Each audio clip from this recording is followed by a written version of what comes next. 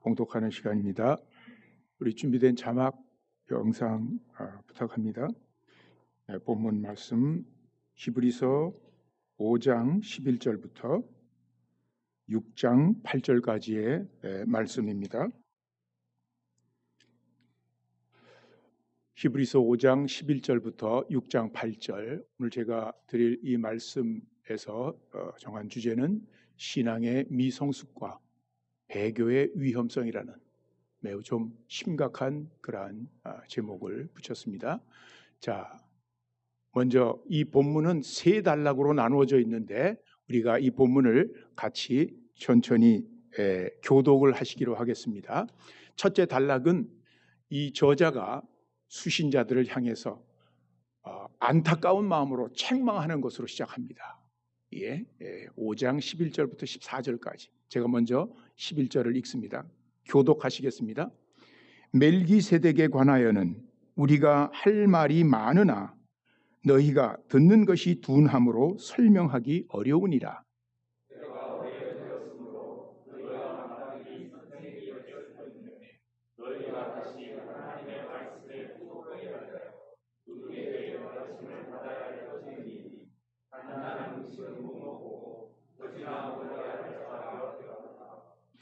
이는 젖을 먹는 자마다 어린아이니 의의 말씀을 경험하지 못한 자요.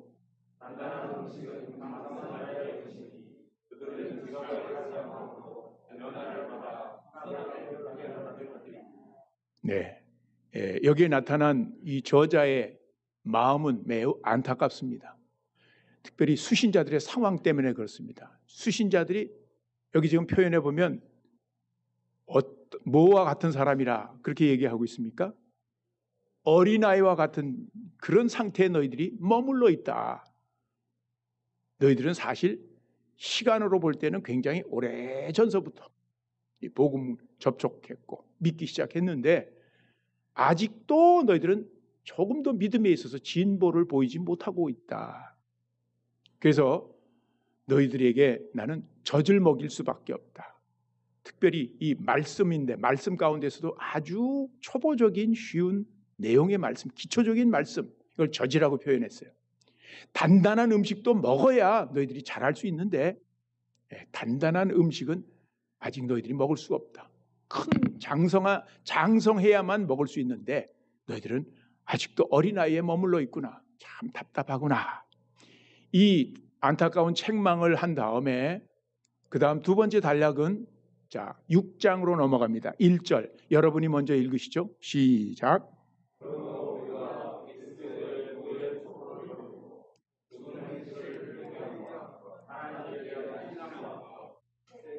세례들과 안수와 죽은 자의 부활과 영원한 심판에 관한 교훈의 털을 다시 닦지 말고 완전한 대로 나아갈지니라.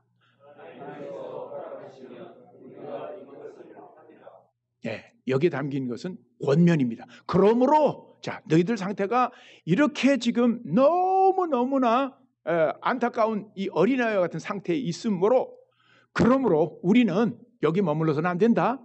나아가야 한다. 앞으로 나아가야 된다. 어디를 향해서? 완전한 대로 나가야 된다. 완전한 데라고 얘기했는데 나중에 이 완전한 데라고 하는 이 헬라어 원문의 이 단어의 의미에는 perfection, 정말 그야말로 흠이 없는 완전 무결한 것을 의미할 수도 있지만 이 본문의 맥락에서는 아까 어린아이, 장성한 자 이 비유를 했죠. 장성한 의미예요. 장성한이라고 하는 그 형용사하고 똑같은 이 단어, 명사형을 쓰고 있습니다. 그러므로 어린아이 상태가 아니라 완전히 이제 성인이 된 상태로 믿음이 완전히 장성한 상태로 향해서 우리는 나아가야 한다. 이게 권면이죠. 그리고 나서 마지막에 3절에 격려를 덧붙입니다. 어떤 격려예요? 한번 같이 따라서 읽어보세요. 하나님께서 허락하신다면 우리가 이것을 할 수 있다 하고 격려를 합니다. 그런 다음 이 마지막 세 번째 단락에서는 심각한 경고를 덧붙입니다. 4절 한 번 빛을 받고 하늘의 은사를 맛보고 성령에 참여한 바가 되고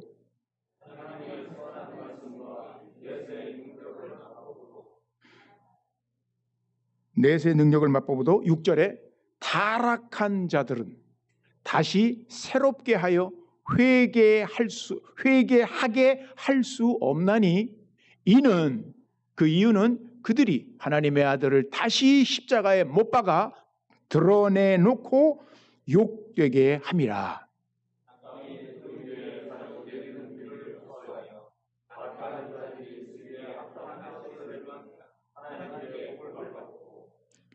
만일 가시와 엉겅퀴를 내면 버림을 당하고 저주함에 가까워 그 마지막은 불사름이 되리라 라고 하는 매우 엄중한 그러한 경고로 이 본문을 마치고 있습니다. 저는 오늘과 그 다음 제 차례 또 말씀을 전할 이 두 번의 기회를 통해서 히브리서의 이 본문의 말씀 5장 11절부터 6장의 12절까지, 오늘 우리는 8절까지만 읽었습니다마는 그 다음번에는 9절과 12절에 있는 우리 이 본문의 말씀을 우리 그리스도 우리 그 광야교회 공동체에 특별히 우리의 믿음의 그 바람직한 모습과 또 우리의 그 사역을 연결시켜서 이 본문의 말씀을 상고해 보고자 합니다. 자, 이 시간은 우리 장상국 집사님께서 준비하신 찬양을 올리겠습니다.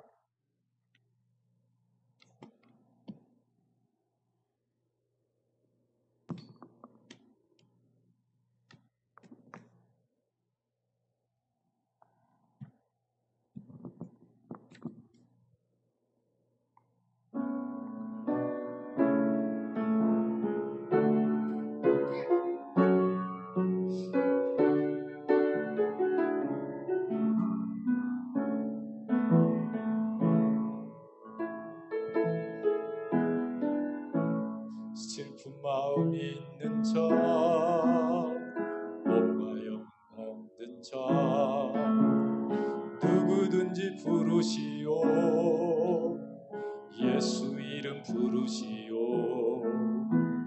그 이름을 믿는 자, 그 이름을 부르는 자, 그가 어떤 사람이든 그는 구원 얻으리.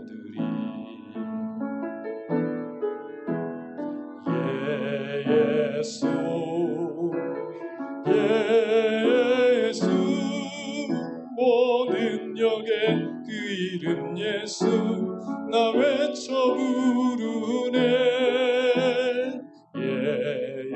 예수 예수 구원의 그 이름 예수 나 외쳐 부르네. 예수 그리스도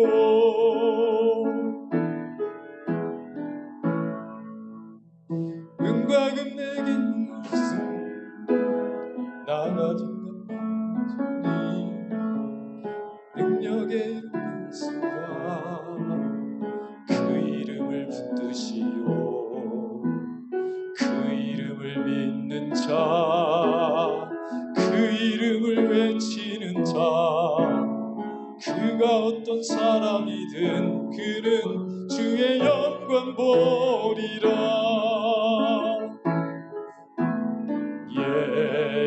예수 예수 능력의 그 이름 예수 나 외쳐 부르네.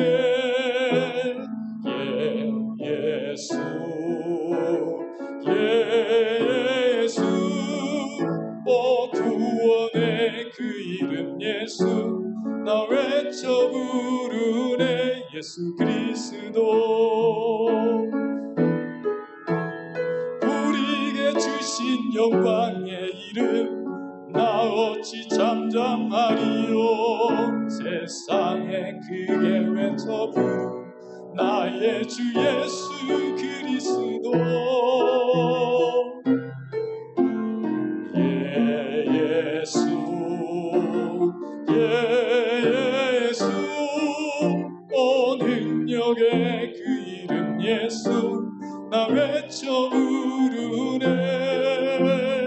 예수 예수 오 구원의 그 이름 예수 나 외쳐 부르네. 예수 그리스도.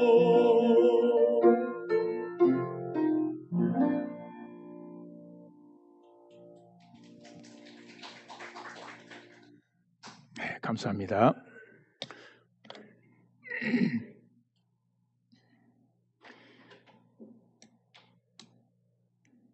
예, 아까 올렸던 자막 파일 다시 한번 올려주시기 바랍니다. 박 집사님. 네.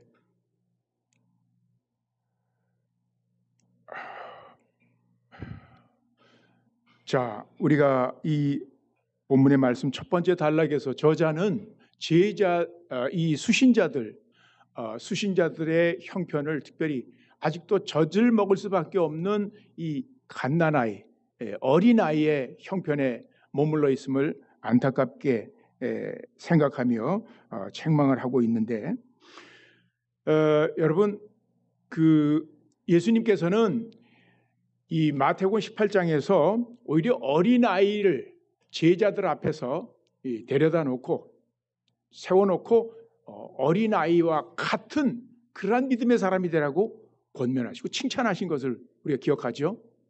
예. 너희가 돌이켜서 어린아이들과 같이 되지 못하면 천국에 들어갈 수 없다. 천국은 이런 자들의 소유이다. 그리고 누구든지 이 어린아이와 같이 자기를 낮추는 사람이 천국에서 큰 자니라. 이런 말씀으로 어린아이를 내세워 예수님 말씀하셨을 때 그것은 매우 긍정적인 그 어린아이와 같은 그 믿음을 예수님은 강조하신 점이죠.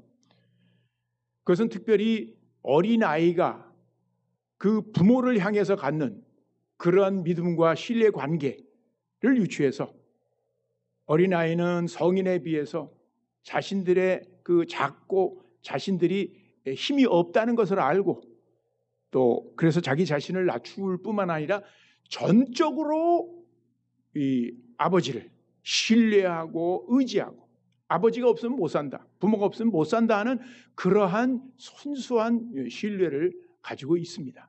이런 어린아이와 같은 믿음은 주님께서도 매우 우리에게 필요한 것이라고 말씀하고 있는 반면에 또 다른 의미의 어린아이의 모습을 우리는 성경에서 보게 되는데 그것은 별로 바람직하지도 않고 그것을 또한 그런 상태에 머물러서는 안 되는, 즉 유치한 성인이 되어서도 다 자라서도 전혀 어린아이의 그 생각과 행동을 벗어버리지 못하는 그러한 형태의 모습을 성경은 또한 그것을 그래서는 안 된다.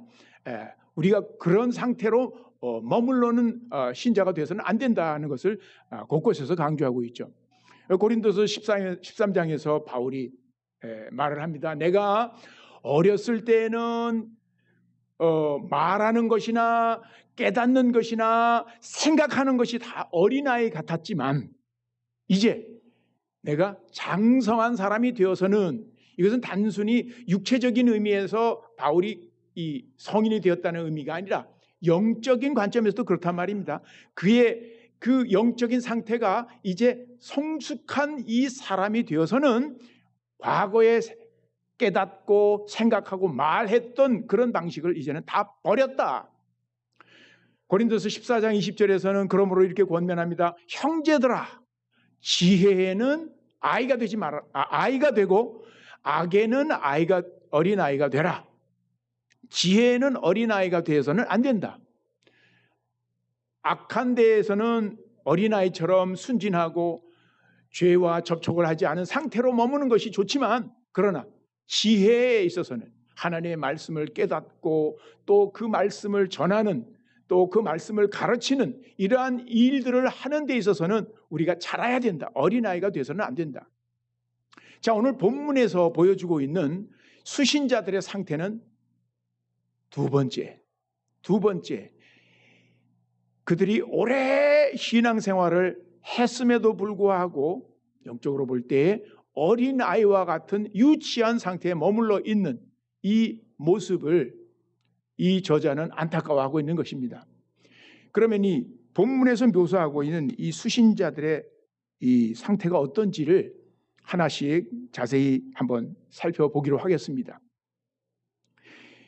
이 수신자들의 상태를 어린아이와 같다고 했는데 이 저자는 장성한 사람들은 어떤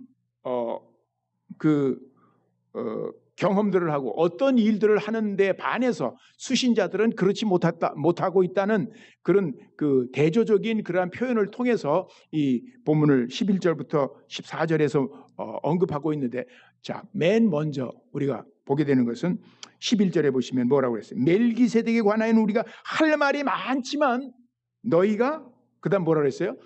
듣는 것이 둔하여졌기 때문에 내가 설명할 수가 없다. 듣는 것이 둔하여졌다라는 말은 귀가 둔해졌다.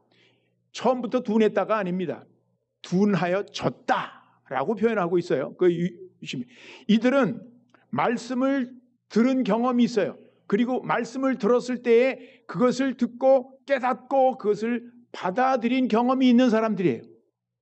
그런데 지금 이 시점에 와서는 더 이상 말씀을 들어도 잘 깨닫지 못하는 이러한 아둔한 상태에 지금 빠지게 됐다는 거예요. 여러분, 마가복음 4장에서도 주님은 교훈을 제자들에게 또 모여있는 청중들에게 말씀을 하신 다음에 뒤에 이렇게 덧붙이십니다. 들을 귀가 있는 자들은 들을지어다. 중요한 말씀을 가르친 다음에 들을 귀가 있는 자들은 들을지어다 명령하십니다. 이 듣는 것은 우리의 책임이고 우리의 책임성 있는 반응인데, 요한복음 8장에 보면 44절 그 본문에 보면 주님은 당신의 말씀을 듣고도 거역하고 있는 이 유대인들을 향해서 너희들은 내 말을 듣지 못하는구나. 내 말을 깨닫지 못하는데 그것은 들으려고 하지 않기 때문이다. 그래서 이 듣는 것이 얼마나 우리의 믿음 생활에 있어서 굉장히 필수적으로 중요한 우리의 반응인가 하는 것을 일깨워 줍니다. 듣는 것으로부터 우리는 말씀을 깨닫게 되고 그 깨달음으로부터 우리의 삶이 하나님과 연결되어서 순종하고 그리고 열매를 맺게 되는데, 첫 단계 귀가 둔해졌다는 상태. 자, 두 번째로 같이 읽어보겠습니다. 하나님의 말씀의 초보적 원리를 계속 다시 배워야 할 처지에 놓여 있어요. 이 사람들의 형편이 그래.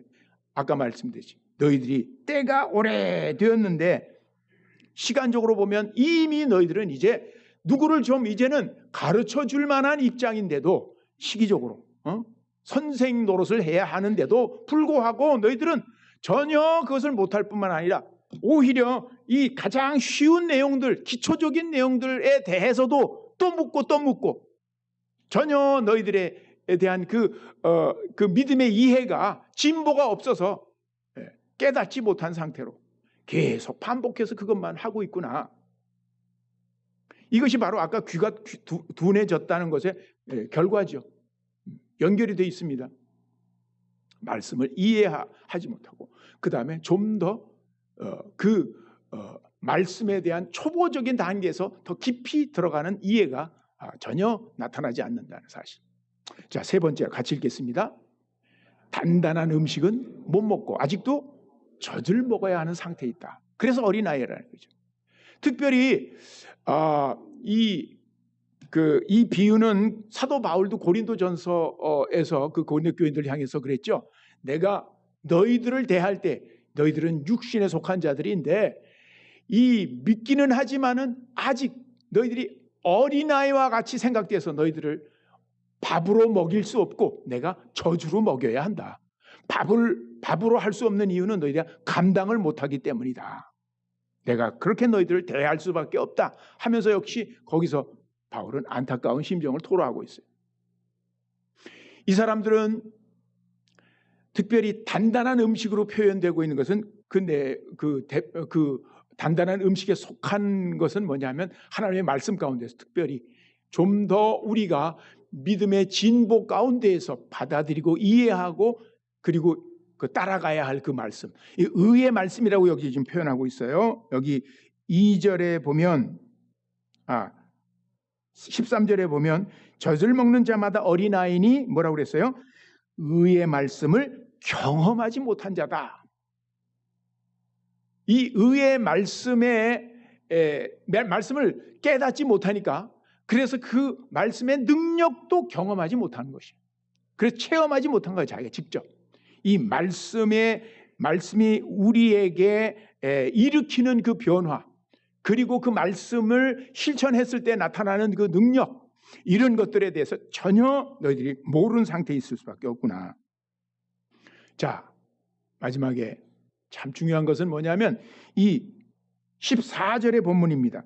단단한 음식은 장성한 자의 것이니 뭐라고 그랬냐면 그들은 지각을 사용함으로 연단을 받아, 단련을 받아, 훈련을 받아 선악을 분별하는 자들이다. 이 장성한 자들은 어떤 사람들이냐? 너희하고는 다르다.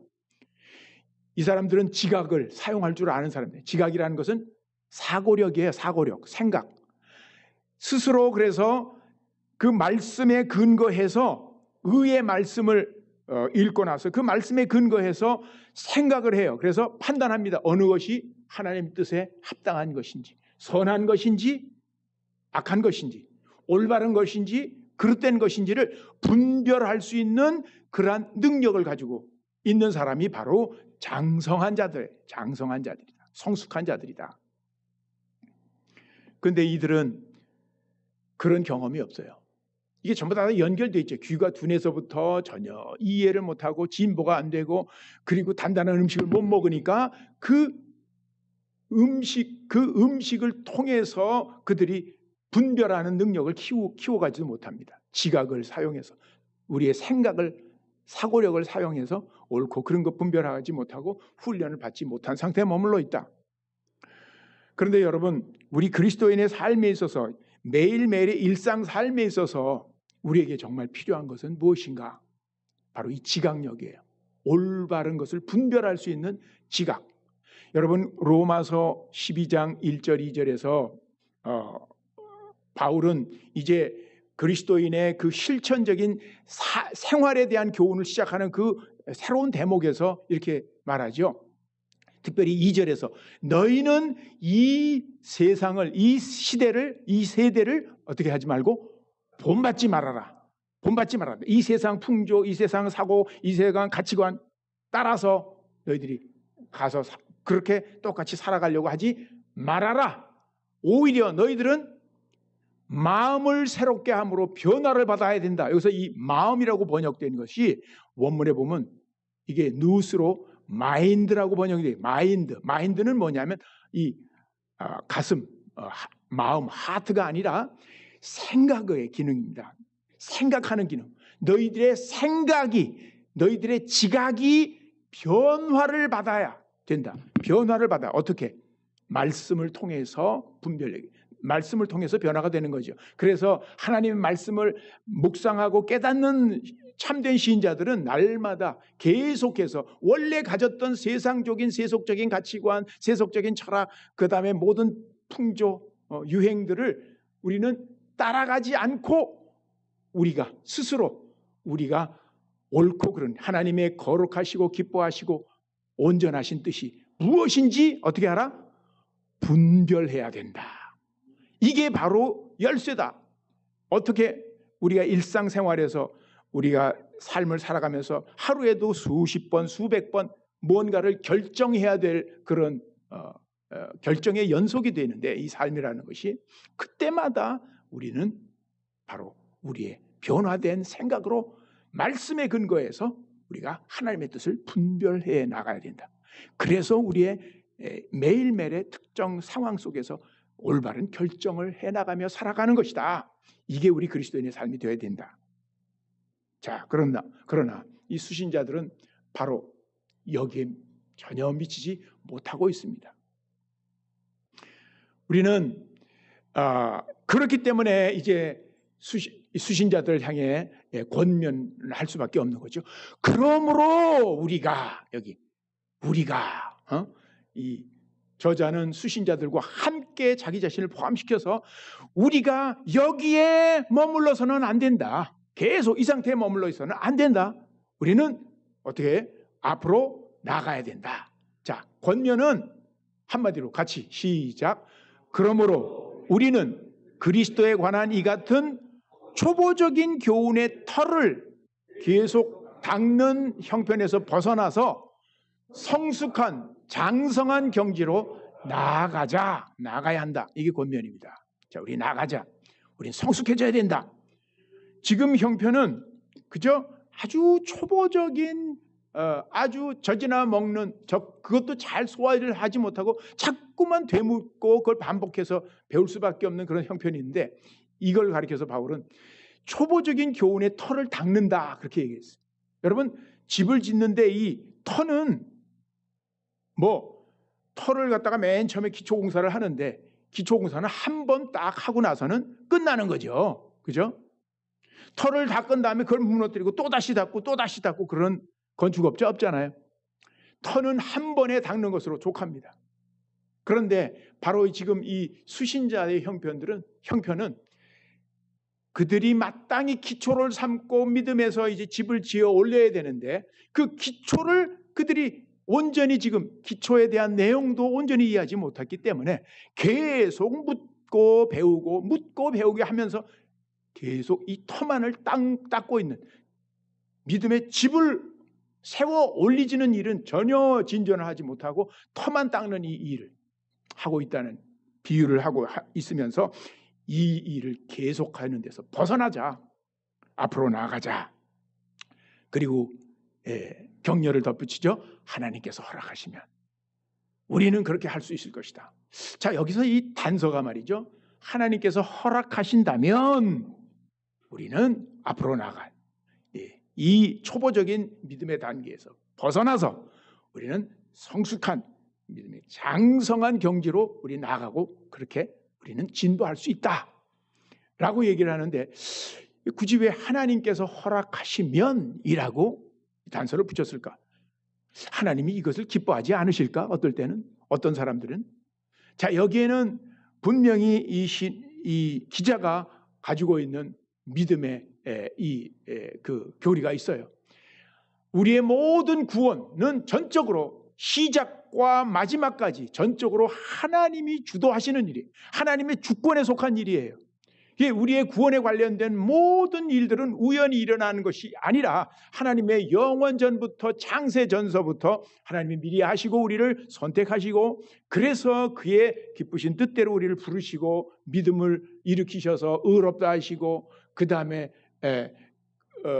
영화롭게 하시는 일까지 인도하시는 이 모든 구원의 일을 하나님께서 시작하시고 이루신다는 바로 이 가르침은 사도 바울에게 있어서 우리는 많이 곳곳에서 우리가 확인할 수 있을 뿐만 아니라 성경 전체 모든 신약 성경의 기자들 가운데서도 우리가 발견하게 되는데, 여기 바로 이 본문 3절도 여기에 암시가 되어 있는 것은 바로 모든 구원이 주는 하나님이시다. 하나님께서 허락하실 때에 우리는 믿음의 진보도 이루을 수 있는 것이다 라고 하는 이 신앙이 여기에 담겨져 있습니다. 자, 그러면 이 머무르고 있는, 그리고 우리가 거기 계속 이 반복해서 배워야 할, 배우고 있는 이 기초적인 이 그리스도도의 초보는 어떤 것들인가? 이 1절부터 2절에 이 세 쌍의 목록들로 열거가 되고 있습니다. 자, 이러한 가르침들을 계속 반복하며 이런 교훈의 털을 닦는데 반복하지 말고 나가자 그랬는데, 자 1절에서 보세요. 먼저 세 쌍의 그 교리들이 나오는데, 첫 번째가 뭡니까? 그러므로 우리가 그 다음에 그리스도의 초보를 버리고 그 다음에 나오는 게 뭐예요? 죽은 행실을 회개함. 회개함, 죽은 행실로부터 회개하는 것. 둘째는 하나님께 대한 신앙. 이게 첫 번째. 이걸 계속 보여주셔야 되는데 본문을 띄워주세요. 예.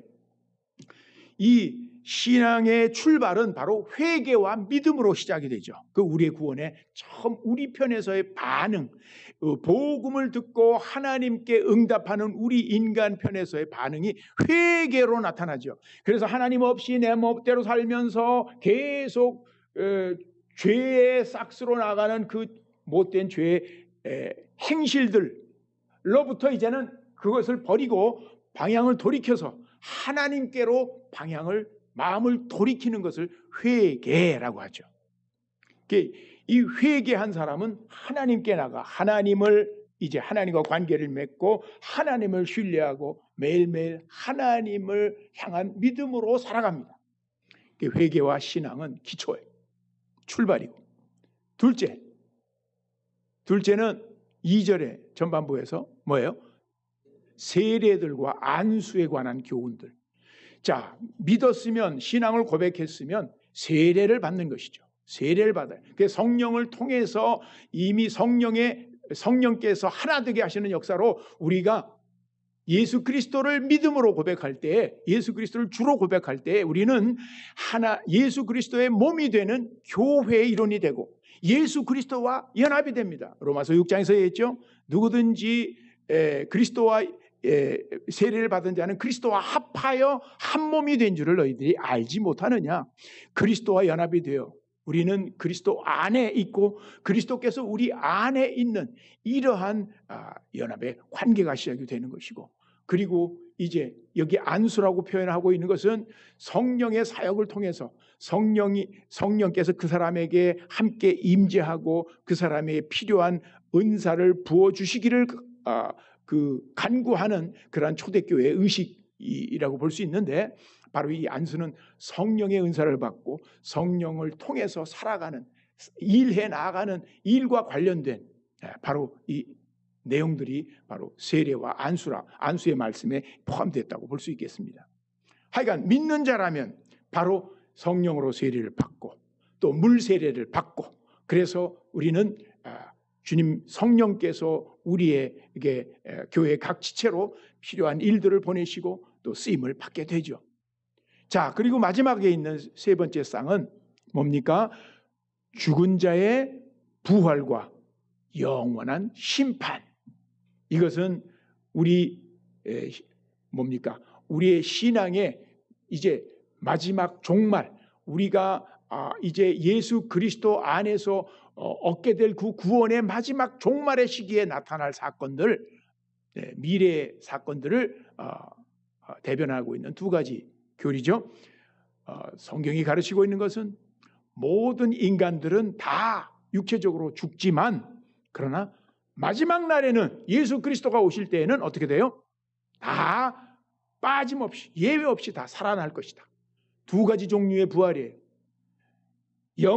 생명의 부활로 나타나고 사망의 부활로 나타난 사람도 있어요. 예수 그리스도 안에서 구원을 얻는 자들은 영생의 부활로, 그리고 이제 예수 그리스도의 그 구원을 얻지 못하는 그러한 자는 심판을 받게 되고 그 다음에 사망에 이르게 될 것이라고 하는 이 영원한 심판의 교리, 이것들은 그리스도의 기독교의 그 교리에 있어서 가장 근본적인 그리고 기초적인 그러한 교리다라고 말할 수 있는 내용이죠. 우리는 이러한 것들을 계속 반복해서 머물러서는 안 되고 앞으로 나아가야 한다. 자, 자막을 계속, 제 얼굴은 여기 띄울 필요가 없고 계속 본문 우리가 상고하는 것이 필요해요. 우리 성경 공부를 계속 해야 됩니다. 자, 그래서 완전한 대로 나아가야 된다라고 권면하고 격려하고 있습니다. 왜 우리가 나가야만 하는가 하는 필요성을 그 다음 문맥에서 우리는 발견하게 되는데, 이것도 죽었어요.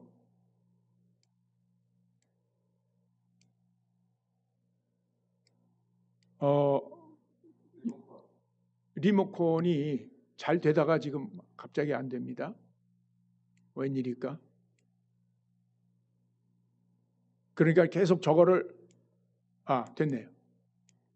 자, 아이고.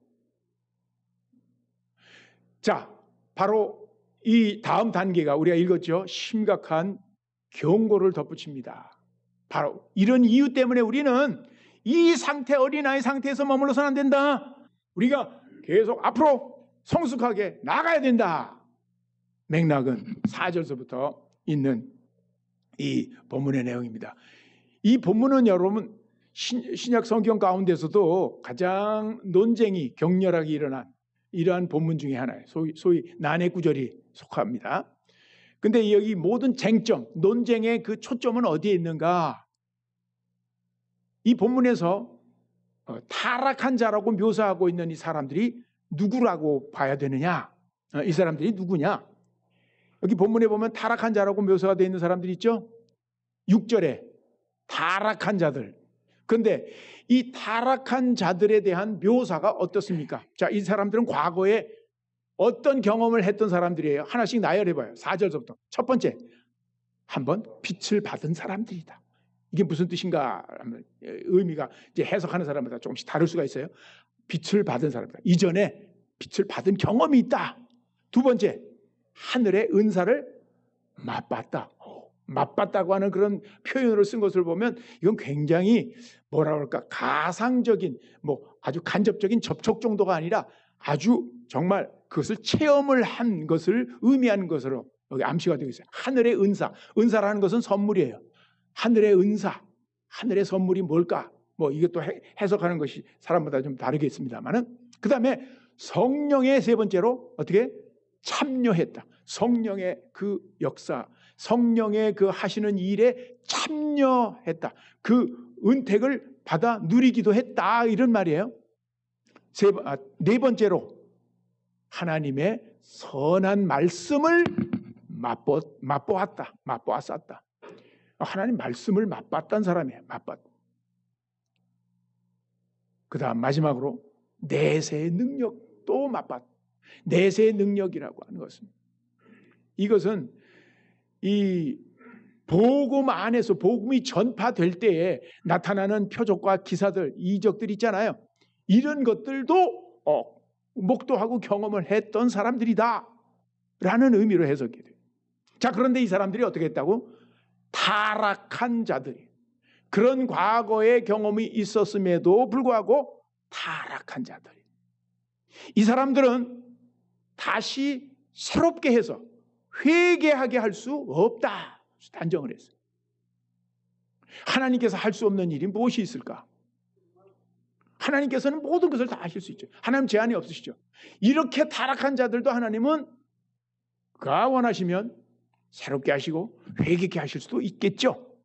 그러나 자, 성경 전체의 가르침에 비추어서 우리가 한번 볼까요? 예수님이 말씀하신 가운데에서 모든 죄들은 다 사심을 얻을 수 있다 하면서 한 가지 단서를 남기셨죠. 어떤 죄는 사심을 받지 못한다? 성령을 회방하는 것. 성령을 회방하는 죄는 결코 사심을 얻지 못할 것이다 라고 하셨는데, 지금 이 본문에서 경고하고 있는 타락한 자들의 행실이 그들의 지금 보여주는 그들의 태도가 바로 성령을 회방하는 것에 해당하는 것이다. 그렇게 말할 수 있어요. 왜? 이전에 이들은 하나님의 말씀에 대해서 전혀 들을 기회가 없었고 그 성령의 역사하심에 대해서도 그들은 경험이 전혀 알 수가 없었고 이전에 뭔가 어떤 체험할 기회가 없었고 들을 기회가 없었고 만날 기회가 없었던 사람들이 아니에요. 오히려 하나님의 말씀의 내용도 맛을 보았던 사람들이고 거기에 대해서 반응을 했던 사람들이고 특별히 성령의 역사에 대해서 그들이 경험을 가지고 있었던 사람들이 목도하고 그들 공동체 안에서 일어나는 성령의 역사와 은사들 그리고 나타나는 모든 그 기적과 능력들도 그들이 목격하고 체험했던 사람들입니다. 그런데 이들은 근본적으로 변화가 되지 못한 사람이죠. 그래서 이 사람들은 타락했어요. 그래서 점점 어떤 지경에까지 나가느냐 하면 그들이 하나님의 아들을 어떻게 해요? 다시 십자가에 못 박는 일을 하고 있고 드러내놓고 예수 그리스도를 그 십자가의 그 사역을 모욕하고 있는 그런 일들을 하고 있다. 이게 바로 배교라고 합니다. 배교는 무의식적인 행동이 아니라 매우 적극적인 의지적인 반응이에요. 원래 그들이 경험하고 믿고 그래서 따라갔던 믿음의 길에서 벗어날 뿐만 아니라 실족하는 정도가 아니라 그들은 완전히 이제 그 복음의 주가 되신 예수 그리스도께 맞서서 예수 그리스도를 못 받고 다시금 못 받고 예수 그리스도의 십자가의 모든 사역과 그 은혜의 그 복음을 부정하고 그리고 뭘 어떻게 그 복음의 내용들에 대해서 모욕하고 조롱하면서 비방하는 반대하는 적극적인 일들을 해나가는 사람들, 바로 이 사람들을 지금 이 본문은 이렇게 서술하고 있는 거예요. 이 사람들에게는 7절과 8절에 비교해서 말하고 있는 것처럼 특별히 땅에 많은 비가 내려서 어떤 밭에는 원하는 그 농부가 원하는 좋은 채소와 열매들이 맺히는 반면에 아무 쓸 것도 없이 아무런 열매를 맺지 못하고 그 가시와 엉겅퀴를 만들어내는 그런 땅은 저주를 받아서 결국 그 모든 것이 불사라지는 것처럼 이들의 운명이 그러하다라고 이 본문은 말하고 있습니다. 자, 그러면 집사님 또 한 간에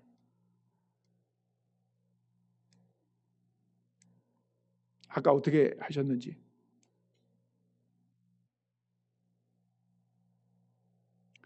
자, 그래서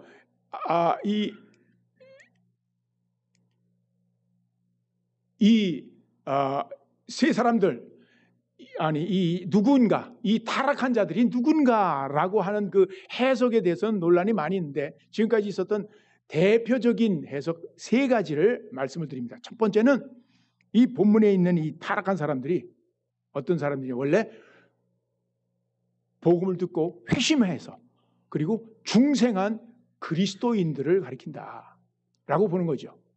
여기 있는 모든 묘사가 매우 사실적이고 분명해서 이것은 이거 뭐 그 표현 자체가 한번 빛을 받았을 뿐만 아니라 하늘의 은사를 맛보고 성령에 참여한 바가 됐고 그 다음에 하나님의 말씀을 맛봤고 내세 능력까지 맛봤다고 하는 이 표현들은 너무나 뚜렷하고 명백해서 편견이 없는 사람이라면 이 표현들이 정말 복음을 직접 접했을 뿐만 아니라 그것을 믿고 그래서 중생한 참 신자들에 대한 표현이라고 우리가 해석할 수밖에 없다.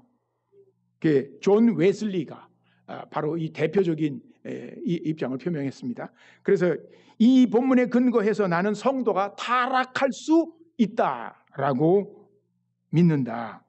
즉 영원히 멸망할 정도로 처음엔 믿었지만 처음엔 분명한 신자였지만 그러나 나중에 결국에 가서는 마지막에 멸망할 정도로 하나님을 배반하는 배교자가 될 수 있다. 그 가능성을 믿는다. 자, 이거 첫 번째 해석입니다. 그러나 이 해석은 오늘 웨슬리의 그 입장을 따르는 소위 알미니안이라고 하는 그 후대에 나타난 화란의 그 신학자가 또 이 사상을 이어가고 그래서 이 되게 그 알미니안주의에 따르는 많은 사람들은 이러한 해석을 받아들이고 있지만 그 알미니안주의는 인간의 책임성을 굉장히 강조하고 있습니다. 하나님의 우리는 절대적인 주권적인 은혜를 강조하는 그 칼빈주의자들과 비교해서 이 웨슬리의 전통에 따르는 알미니안주의자들은 인간의 책임성을 굉장히 강조하고 있어요. 그래서 여기 이 본문에서도 인간이 그렇게 변절될 수 있다. 그들의 책임이다. 그들이 이렇게 멸망할 가능성이 있다라고 주장을 하는데 이 해석은 좀 심각한 문제가 있습니다. 우리는 성경 해석의 중요한 원리 가운데 하나는 모든 성경의 1차적인 저자는 기록한 사람들이 쓴 것이 아니라 다 하나님의 영의 이끌림을 받아서 하나님께 받아 말하는 소위 영감을 믿죠. 그래서 인간이 성경을 기록하는 배후에는 성령께서 이 모든 인간의 저자들의 마음과 생각과 모든 그 언어들을 주장하셔서 오류가 없도록 하나님의 뜻을 전하도록 기록하게 하셨다. 그래서 성경의 영감성과 그래서 근본적으로 성경에는 서로 모순이 되고 일치하지 않는 오류가 있을 수 없다라는 그런 전제를 가지고 있는 것이 우리 종교개혁의 전통에 기초한 우리의 신앙입니다. 그래서 이 난해한 본문에 부딪혔을 때에는 종교개혁자들은 항상 보다 더 분명한 명백한 본문에 비추어서 해석해야 된다. 성경은 성경으로 해석해야 한다라는 그런 원리를 따랐습니다. 성경 전체를 놓고 볼 때 이 본문을 저렇게 해석하는 것은 합당하지 않다. 성경은 근본적으로 구원이 하나님께로부터 시작이 됐고 그리고 하나님의 그 주권적인 뜻을 따라서 회심하고 중생한 그리스도인들을 향해서 참된 신자들이라면 궁극적으로 실족하며 나아갈 수 있지만 그러나 온전히 하나님의 그 구원의 은혜로부터 떨어져 나가는 일은 없다. 성도들은 믿음으로 끝까지 견디어 나간다. 하나님의 전적인 은혜를 받고 그리고 이것은 성도들 가운데 믿음의 생활에서 끝까지 그 믿음을 견지하도록 하나님께서는 실패함이 없이 이루어 가신다라는 그 성경의 가르침들이 곳곳에 굉장히 많이 있습니다.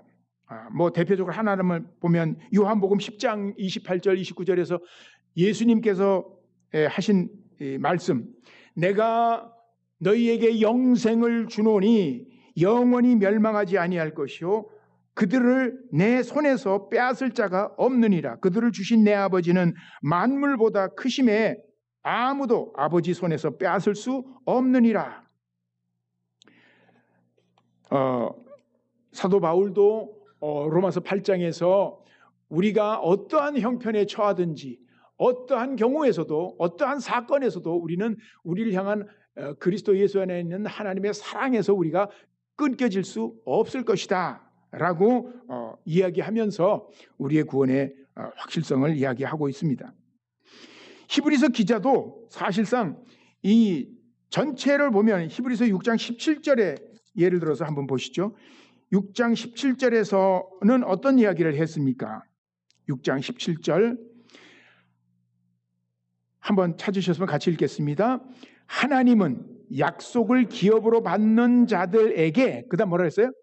그 뜻이 변하지 아니함을 충분히 나타내시려고 그 일을 맹세로 보증하셨다. 그래서 우리가 이 소망을 가지고 있다. 이 소망을 가지고 있는 것은 영혼의 닷을 내린 것과 같다.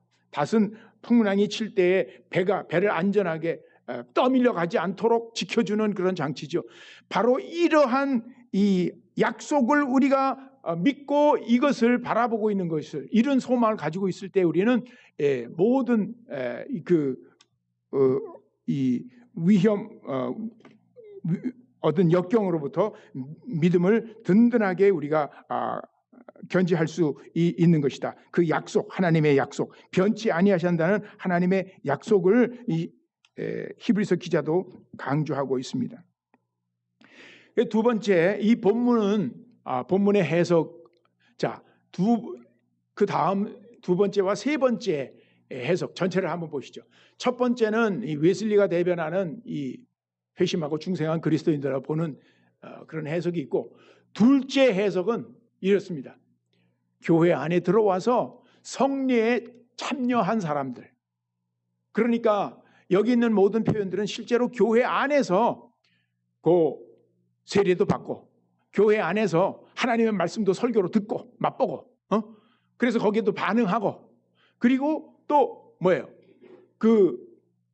하늘의 뭘 맛본다고 그랬죠? 하늘의 은사를 맛보고 이런 것들이 다 성찬을 의미하는 해석이라고 그다음에 성령에 참여한 바가 되고는 안수도 경험하고 안수.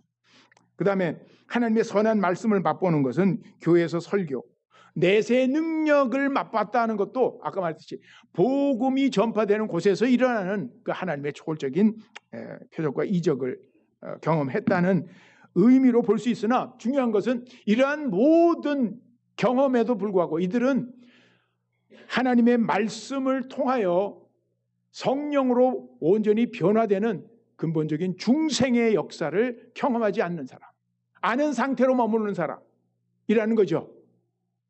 근데 그런 가능성을 이 본문은 이야기하고 있다는 것이에요. 교회 안에 있지만, 즉 교인이지만 온전한 참된 하나님의 백성으로 하나님의 성도가 된 사람은 아닌, 직접적으로 경험한 것이 아니라 모두 다 그 사람의 변화는 되지 못하는 간접적이고 간접적인 그러한 경험으로 그친 이러한 사람들을 가리키는 것이다. 그 다음에 이 세 번째 해석이 있는데 이 해석은 이 히브리서 저자가 본문에서 특별히 묘사하고 있는 바는 뭐냐면 출애굽 당시에 하나님의 백성 이스라엘이 경험했던 바를 이런 언어로 표현했다는 거예요. 하늘의 은사를 맛보고 비침을 당했고 그 다음에 신령한 성령에 참여한 바가 되고 하나님의 선한 말씀을 모세를 통해서 그 다음에 내세의 능력도 그들은 얼마나 많이 기적을 체험했습니까? 이 모든 이 묘사들은 출애굽 당시에 이스라엘이 경험한 바에 대한 묘사인데 이것을 지금 그가 말하고 있는 이 편지를 읽고 있는 수신자들에게 연결시켜서 적용시켜서 이 표현을 하고 있다는 것입니다. 이렇게 볼 수 있는 매우 중요한 근거들이 여럿이 있는데 여러분 히브리서를 읽으셨으면 특별히 히브리서의 특징은 뭐냐면 구약의 상황이 구약을 많이 배경으로 인용을 해서 권면을 해나가고 있어요. 이 히브리서 전체가 권면을 5개의 권면이 들어있는데 이 본문도 세 번째에 속해 있습니다. 본문은. 근데 이 다른 네 가지 권면이 항상 구약의 상황을 명백하게 언급을 하고 있어요. 구약의 이야기를 끌어다 얘기하고 있는데 3장 4장이 보면은 거기 굉장히 가장 긴 권면이 들어있는데 거기서 보면 3장 4장이 보면 여러분 출애굽 사건을 인용을 하고 있어요. 출애굽을 이 그리스도인의 그 삶에 반대되는 모범으로 거기서 그들이 경험했던 것들을 우리 그리스도인의 삶에 반대되는 그런 모범으로 부정적으로 인용을 하면서 교훈을 하고 있는 것을 보고 있거든요. 6장은 오늘 우리가 읽는 이 6장에서도 이 저자는 바로 이 출애굽 사건을 배경으로 염두에 두고 있었을 가능성을 우리는 충분히 생각할 수 있어요. 특별히 이 서신의 목적이 히브리서 저자는 이 수신자가 히브리인들이거든요. 즉 유대인들이야. 모든 유대인들은 다 구약에 익숙해 알고 있어요. 그래서 그가 이 기독교의 교리의 가르침을 주기 위해서 그는 그 구약 성경을 본문과 그 상황을 자주 인용하고 있는 것입니다. 저자가 이렇게 구약을 전체를 이 편지 전체를 통해서 이렇게 사용하고 있는 것을 볼 때 여기서도 이 출애굽 당시에 이스라엘의 그 경험을 비유적인 표현들로 끌어내서 이것을 배경으로 저자들에게 이러한 경고를 하고 있다고 볼 수도 있어요. 자, 우리는 이 세 가지 중에서 두 번째와 세 번째 해석을 우리는 동시에 받아들일 수도 있어요. 이 가운데서 특별히 저는 이 나와 다가 모두 다 본문의 타당성이 있고 이것이 함께 이 두 해석을 받아들일 수도 있다라고 보는데 첫 번째 해석은 제외하고 우리가 이런 해석을 따르면서 이 본문을 볼 때 또 우리는 이 본문에 경고하고 있는 무서운 배교의 현실을 결코 가볍게 여겨서는 안 된다는 사실입니다. 여러분, 이 경고는 분명히 기독교 공동체, 특별히 수신자, 믿는 교회 공동체, 신자들을 향해서 이 본문을 하고 있고,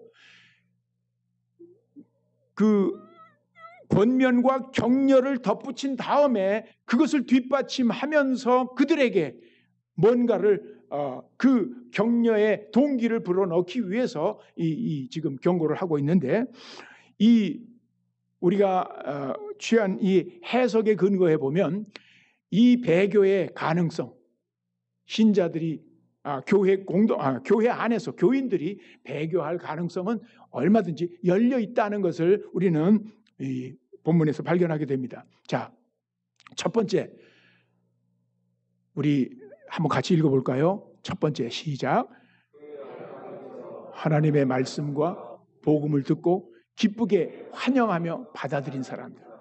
교회에 출석할 뿐만 아니라 교회 밖에서도 복음을 요새는 많이 접할 기회가 있는데 특별히 그 하나님의 말씀을 복음을 특별히 반갑게 참 그 말씀을 환영하면서 받아들이고 뭐 영접을 한다고 하는 그런 사람들 또 여기 속한다. 그런 사람들 가운데에서도 이런 배교자가 나타날 수 있다. 우리는 이 6장 5절에서 그 본문에서 이 발견할 수 있는 이 사실을 주님의 가르침 가운데서도 또 사도 바울의 가르침에서 여러분 한번 보세요. 마태복음 13장 한번 가서 보시죠. 마태복음 13장 20절부터 22절에 가보시면 예수님께서 비유를 말씀하시는 가운데 특별히 씨 뿌리는 자의 비유를 드시면서 그 네 가지 종류의 그 땅에 떨어진 씨를 이야기하시죠. 13장 20절 21절 나왔네요. 같이 읽어보겠습니다. 돌밭에 뿌려졌다는 것은 말씀을 듣고 즉시 기쁨으로 받되 그 속에 뿌리가 없어 잠시 견디다가 말씀으로 말미암아 환난이나 박해가 일어날 때 곧 넘어지는 자. 그래서 그 씨는 뿌리를 살짝 내린 듯 하면 말라 죽어요. 해가 어두워지면. 그것처럼 그냥 거기서 끝나는 겁니다. 자, 22절에 가시떨기에 부러진 경우는 어떤가요? 말씀을 들으나 세상의 염려와 재물의 유혹에 말씀이 막혀서 결국은 열매를 맺지 못하는 자들의 경우다. 여러분, 가시떨기에 부러진 경우는 아까의 돌밭에 떨어진 것보다는 좀 더 많이 자랍니다. 상당히. 즉 기쁨으로 받아들였을 뿐만 아니라 계속 웬만큼 어느 정도 자라는 듯이 보이지만 그러나 그들을 가로막는 것은 결국 열매를 맺지 못하고 그냥 말라 비틀어져 버리는 것은 세상 염려와 재물의 유혹, 여기에 그 하나님의 말씀이 그 안에서 순종하지 못하게 하고 열매 맺지 못하게 방해한다는 것입니다. 이것은 주님의 말씀입니다. 이것은 말씀을 듣고 반응하는 사람들의 두 가지 경우를 얘기했어요. 적극적으로. 그러므로 우리는 이 본문에서 말씀을 듣고 기쁘게 환영하며 받아들인 사람들을 얘기했을 뿐만 아니라 두 번째로 같이 읽겠습니다. 교회 안에 들어와 세례와 성찬에 참여하고 성령의 역사, 일하심을 경험한 사람들. 바로 이러한 경우는 고린도전서 10장 1절부터 22절에 그리고 고린도후서 13장 5절에 사도 바울이 권면하는 사람들도 바로 교회 안에 들어와서 그들은 다 세례를 받은 사람들이고 특별히 성령의 은사들도 받고 성령의 역사를 경험한 사람들이 그 고린도 교회는. 그런데 고린도전서 10장 1절부터 22절에 바울은 매우 준엄하게 경고하고 있는데 그 내용들을 볼 것 같으면 우리 조상들이 다 이렇게 신령한 세례를 받고 신령한 음식 먹고 음료를 마셨고 그랬는데 그들 다수를 하나님이 기뻐하지 아니하셨으므로 그들이 광야에서 멸망을 받았다. 이러한 일은 우리의 본보기가 돼서 우리로 하여금 그들을 그들이 악을 즐겨한 것 같이 즐겨하는 자가 되지 않게 하려 함이라. 너희들 가운데 어떤 사람들은 우상 숭배를 하고 있는데 그 우상 숭배를 하는 사람 되지 말라. 그러다가 하루에 23,000명이 죽었는데 우리는 그들과 같이 음행해서는 안 된다. 하나님을 시험해서는 안 된다. 이러한 일들이 기록된 것은 우리의 본보기가 되고 말세를 만난 우리를 깨우치기 위해서 기록되었다. 선줄로 생각한 자는 넘어질까 조심하라. 이런 경고들은 뭐 가상적인 이야기가 아니에요. 매우 교인들에게 실제로 의미 있게 심각하게 하고 있는 경고입니다. 교회를 향해서 하고 있는데, 왜냐하면 그들 가운데 그런 일이 일어날 수 있다는 것을 바울이 전제하고 있기 때문에. 그래서 고린도후서 아까 그 본문에 또 절로 넘어갔네요. 고린도후서 본문 장 4절에서는 그러므로 너희들은 스스로 믿음에 있는지 너희들이 점검하라. 만일 그러지 않았다면 너희들은 버리운 자가 됐다. 버리운 자다라고 하는 이 말씀도 덧붙이고 있죠. 그러니까 성령을 세례를 받고 성찬에 참여도 하고 성령의 역사를 경험했다고 해서 그것이 우리의 완전한 진정한 그 그리스도인의 신분을 보장하는 것은 아니다. 자, 마지막 세 번째로 같이 읽겠습니다. 하나님께서 행하시는 구원과 축사와 시위의 초월적 능력을 경험한 사람들. 자, 이러한 예를 우리는 무엇보다도 마태복음 7장에 있는 이 본문을 한번 인용을 해 주시죠. 본문 자막에 7장 21절부터 23절에 예수님께서는 많은 사람들이 그날에 나더러 주여 주여 할 것인데 나더러 주여 주여 하는 자마다 다 천국에 들어갈 것이 아니요 오직 아버지의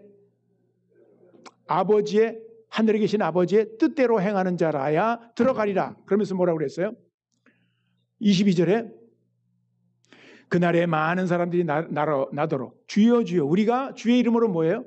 선지자 노릇을 하며, 즉 말씀을 전했다고, 가르쳤다고, 그리고 주의 이름으로 귀신을 쫓아냈다고, 축사의 그 능력을 행했다고, 귀신을 쫓아냈다고, 그리고 주의 이름으로 많은 권능, 기적적인 그 기적 권능을 행했던 사람들이라고 이 사람들은 주님 앞에서 주장하고 있는데 그건 거짓말이 아니에요. 그런데 이 사람들에 대한 주님의 반응이 뭡니까? 23절에서 내가 같이 읽게요.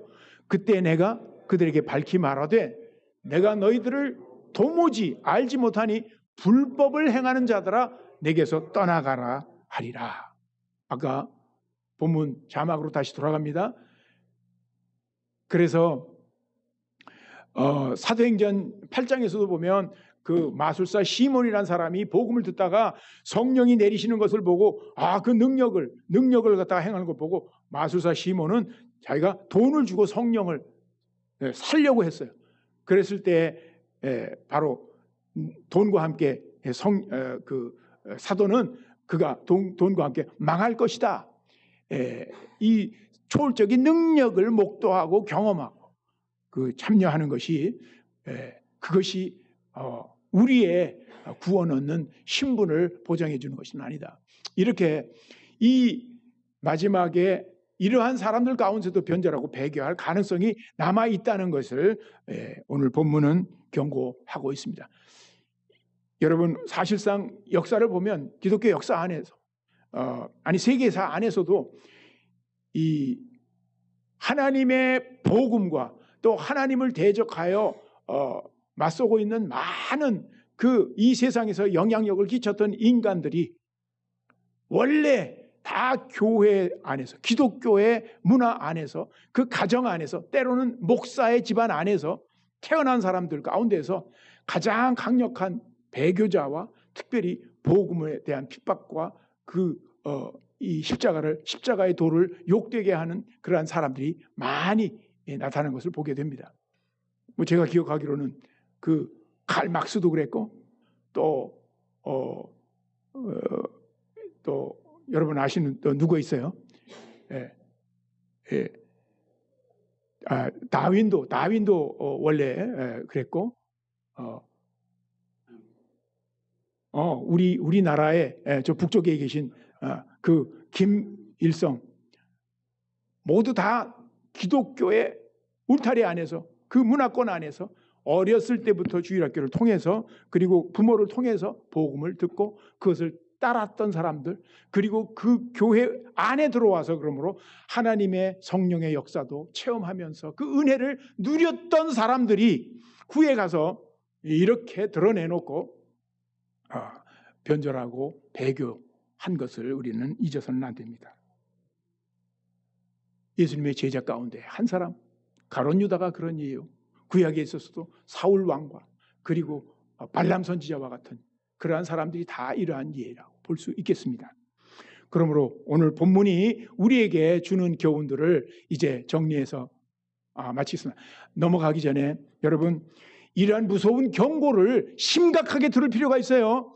우리가 만일 믿음에서 갓난아와 같은 수준에서 계속 머물고 있고 진보하지 않는 상태로 열매 맺지 못한 사람이라고 상태로 머물고 있다면 우리는 이 경고를 매우 심각하게 우리 자신을 돌아보며 바라봐야 됩니다. 그러나 또한 동시에 믿음으로 근본적으로 하나님의 복음으로 우리가 거듭난 체험이 있다면 그 교회 공동체에 향해서 오늘 이 시편 히브리서 기자는 9절 이 경고가 끝난 다음에 교회 공동체 전체를 향해서는 이러한 긍정적인 말로 마치고 있어요. 같이 읽어보겠습니다. 사랑하는 자들아 우리가 이같이 말했지만 너희에게는 이보다 더 좋은 것 곧 구원에 속한 것이 있음을 나는 확신한다. 그가 알고 있는 대다수의 교회 성도들 안에는 그들이 구원을 확실히 받을 것이라는 그 근거가 있었어요. 이제 우리는 그 본문을 이 다음번에 살펴보려고 합니다.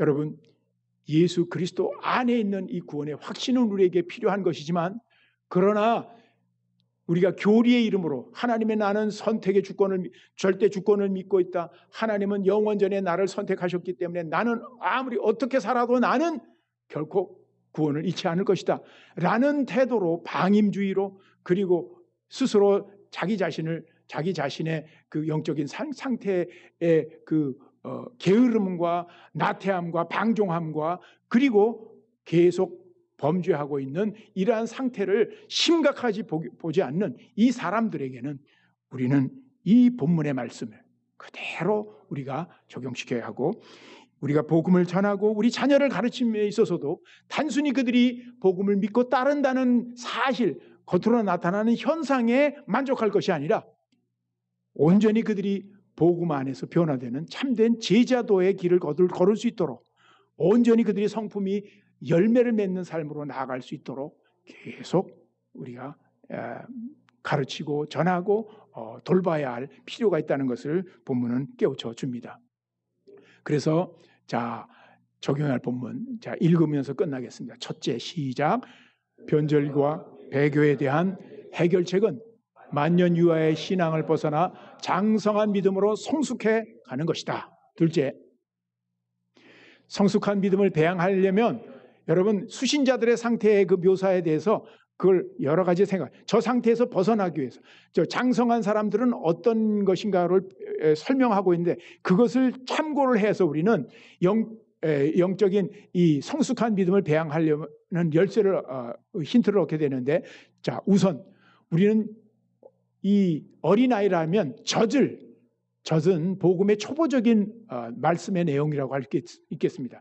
이 젖을 사모해야 됩니다. 그래서 그 내용을 잘 먹고 소화해야 합니다. 그래서 하나님의 말씀에 대한 이해력이 점차로 높아질 수 있도록 말씀을 향한 우리의 귀가 둔했던 귀가 예민해질 수 있도록 그렇게 해나가는 게 맨 첫 번째 단계고 두 번째 단계는 깨달은 말씀에 우리는 순종으로 반응해 나가야 합니다. 이게 꼭 필요해요. 깨달은 말씀이라면 그 말씀을 순종해 가면서 그리고 우리는 분별력을 키워야 됩니다. 선악을 분별하는 지각, 즉 사고력을 단련해 나가는 과정이 그 다음 단계. 바로 이 과정에서 우리의 믿음이 근육이 생겨 튼튼해지고 믿음이 계속 이 사고력을 훈련하는 과정에서 우리의 믿음이 더욱더 분별력을 갖추게 된다 이 말이에요. 그래서 세 번째 마지막으로는 장성한 사람으로 나가기 위해서는 이제 단단한 음식도 먹기 시작해야 되겠죠. 단단한 음식은 뭐예요? 말씀 가운데 좀 어려운 것들, 더 깊이가 있는 것들, 이런 말씀들, 특별히 의의 말씀이라는 것. 의의 말씀은 믿음으로 의를 얻게 하는 말씀이라는 뜻도 되고, 그 말씀을 순종함으로써 의로운 열매를 얻게 하는 말씀이라는 뜻도 됩니다. 베드로후서의 그 본문에서도 그 말씀을 순종함으로 의의 열매를 맺는다라고 얘기했는데, 이렇게 단단한 음식, 의의 말씀도 조금씩 섭취해 가면서 순종함으로써 그 결과로 하나님이 기뻐하시는 열매를 맺어 나가는 이러한 우리의 믿음을 배양해 가는 과정에 우리가 매진해 나가야겠습니다. 우리 모든 공동체, 이 자리에 있는 여러분 빠짐없이 모두 바로 이 성숙한 믿음으로 함께 나아가 주님께 영광을 돌릴 수 있기를 바랍니다. 기도하시겠습니다. 우리에게 예수 그리스도를 통하여 영원히 해결할 수 없는 죄와 사망의 저주에서 건져내시고 우리를 하나님 나라의 영광된 그러한 지위와 모든 선물들을 허락하신 하나님 아버지에게 감사와 영광을 돌립니다. 하나님, 우리 가운데에 진정으로 주신 말씀을 참으로 우리가 깨닫고 분별할 수 있는 열려있는 귀를 허락해 주시고, 우리가 말씀을 적극적으로 기쁘게 순종하며 듣는 이 과정 속에서 우리의 귀가 항상 주의 말씀에 대한 이해력이 열려져 있도록 주께서 은혜를 베풀어 주시며, 우리가 깨달은 말씀을 항상 순종하며 의의 열매를 맺어가도록 아버지 하나님, 우리 지각력을 사용하고 우리 스스로 분별력을 키워나갈 수 있는, 그래서 정말 언제 어디서나 어떠한 상황에서도 하나님의 선하시고 온전하시고 기뻐하신 뜻을 분별할 수 있는 자들이 되어 아버지 하나님, 우리의 삶에서도 주님을 경배하며 주님의 이름을 높이며 그 복음의 능력과 영광을 드러내는 저희들의 삶이 되도록 주께서 인도해 주시옵소서. 우리를 모든 이 게으름과 방탕함으로부터 저희들을 유혹으로부터 건져주시고, 아버지 하나님, 우리가 믿음의 선한 싸움을 끝까지 성령 안에서 말씀을 통하여 계속해 나갈 수 있는 참된 주님의 제자들로 저희들을 세워 주시옵소서. 예수님의 이름으로 기도하옵나이다. 아멘.